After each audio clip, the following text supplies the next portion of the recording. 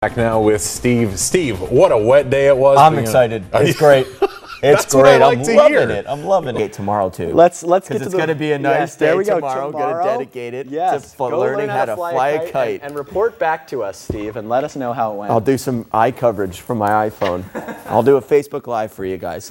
We're flying a kite in 80-degree weather. Here are the temperatures today. Yeah, we're going to see some 80s on the map tomorrow. It's going to be another beautiful day for us. The recipe for flooding is all there and is likely, so we can expect flooding with the system as we approach Sunday when all this rain really starts to accumulate. And it's a party outside. I'm loving it. Rain up in the Santa Cruz Mountains. It's very light, but it's consistent. Yeah, we got all these nice poofy cumulus clouds. Now, these sort of form when you get some unstable air and the sun warms the surface warms the air just above the surface, and that forces it to rise. And when the air is forced to rise, it's forced to cool. When it's forced to cool, it's forced to become saturated. When it's forced to become saturated, you get some nice poofy clouds. And if it becomes saturated enough, you get some showers out there. But we're dry for the most part this evening. Yeah, Spencer and Matt, how you doing? Santa Cruz County has been taking a beating over the past several days. At points over this weekend, there were over 30 road closures. Now, behind me here, Highway 152 remains closed through Friday. It's only open to local traffic. And as the storm continues into the night, the cost of the cleanup just keeps going up. For quite a few days. I do love the sun. This is how Amanda feels about the rain, I think, right? I think all of us do. Here in California, I think we're kind of tired of it. We're missing the California sunshine. I may add, though, the environment here in California is loving all of this rain. 3 months ago, at the end of December, really the start of January, 82% of California's population was in a drought. All right, I'm here with Julian and Sam and the rest of the Santa Cruz Junior Lifeguard captains, and we're going to see if I got what it takes to be a part of the program. You guys ready? Yeah! Head down. Go! Ready to put my head up! Paul and I ventured out into the Sierras on Friday. Got a little air there, too. A little Friday to take some turns and check out the snow, and we can most certainly attest that there is a lot of it, and that is some good news as we head into the spring and head into the dry season. So let's take a look at the actual numbers, what we're looking at for some of the Sierra snowpack. Recently, this is through today, over 200% of normal for the southern. You're going to have to find the pockets of sunshine, just like Pocket Full of Sunshine, Natasha Bedingfield, great album from 2008. And then those low clouds return later into the evening hours with temperatures on average way. So we're going to see some very strong and powerful high tides. But just take a look at how big the moon is. This is a beautiful shot, but things are going to be changing through the next several days as we got a lot of rain to talk about. So let's get to it. Peninsula thunderstorm there. A couple of flashes of lightning were recorded, so we'll continue to see the risk of some thunderstorms through the rest of our evening as we pile on the rain. Will Noah show up with his ark? I hope so. And I hope he's got some friendly animals on board. Will Spreckles become an island again? Tyler, we are watching the threat for the Salinas River to flood. I think some of the issues will be with it, like I said, Monday. I don't think we'll see any issues later today or Monday morning. For the Salinas River, I honestly think we'll be all right with the Salinas River, just because I have a feeling that most of this rain will be confined a bit to the north, and by the time it squeaks down south, it'll slowly break up a bit. Head to the school today or on the bus stop, have a light jacket handy, but by recess you should be fine. I mean, but if you're like me as a kid, I never wore a jacket, and my mom would always be like, Steven, grab a jacket, you're gonna catch a cold. And I'd be like, but Ma, once I get to lunchtime or recess, it'll warm back up, you know? And it will warm up as we get closer to lunchtime or recess, but that doesn't mean you shouldn't listen to your mom. Temperatures will be... No matter how experienced a surfer is, he or she is never completely in control. They're just more aware of their surroundings and understand how to read and react to what's going on around them. Turns in, I think the more important part of these videos is the fact that you could see, yes, that is, the sunshine shining. It was just such nice weather all the time, really for the past couple of days. And granted, from the past winter we've had, yeah, I think we're all excited for the nice weather. And here is why we've been experiencing the nice weather. We have high pressure in control. It's been in control the past couple days, and it will be in control through the next several days. Maps from Yosemite, and I want to point this out to you guys. Look on the bottom right side of the screen really quick, and watch how this, I'm going to run over it in place. Watch how the snow just sort of, as the time goes, it just grows and grows and grows, and all that accumulation is going to really just persist through the rest of the night because precipitation is going to... Pack up the weather and to look at the 5 things you need to know before you head out the door. We'll be right back. And as of earlier this afternoon, CAL FIRE has actually dropped the amount of crew members and personnel working this fire to about 4,800. So that's just another sign that they're slowly starting to get a handle on this fire. Yeah, we got some 40s on the map thanks to those clear skies and the dry air that ushered in. When we get dry air, I like to think of dry air as an empty Tupperware. When you put an empty Tupperware in the freezer, it's going to cool down a lot quicker than if it was full of sauce. Right? I kind of like to put it in that perspective. Getting out of the drought is sort of like trying to get yourself out of debt. The more you keep spending, the harder it is to break even. But let's say you do break even. To stay there, you need consistency. The same can be said about Mother Nature.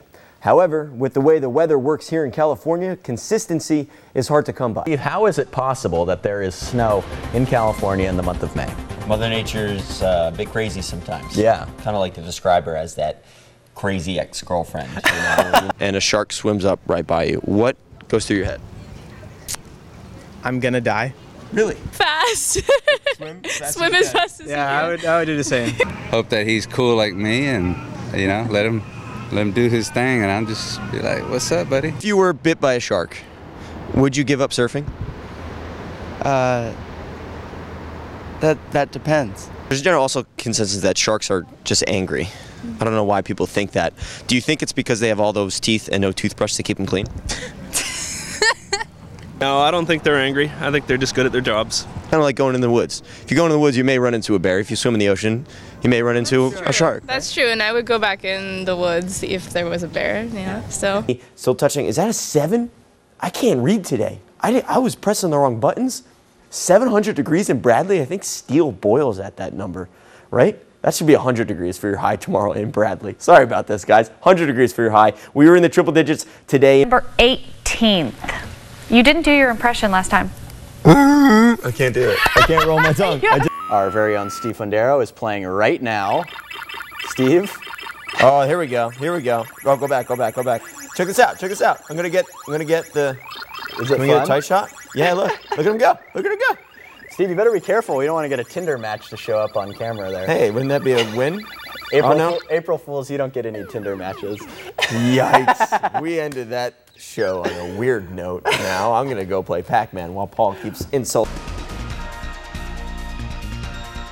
Stormy weather has flooded streets, brought down trees, caused a headache for many across the Central Coast, but it's also found a way to bring the community together, and KION meteorologist Steve Fundaro explains. That tree, there's a driveway to the left, okay, and it goes around. George Beecham says it was pretty scary waking up in Salinas Friday morning, where wind gusts reached up to 70 miles an hour. Fence blew down next door, trees blown down across the road, but you could feel it inside. He also woke up to a massive eucalyptus tree blocking Crazy Horse Canyon Road, which drivers were using as a detour to get to Highway 101. This is the worst I've seen it on this road in the 30 or so years that I've been in this area. So George decided to take matters into his own hands. I'm going to see if I can clear out just one lane here at half of the road so that we can get traffic going through here.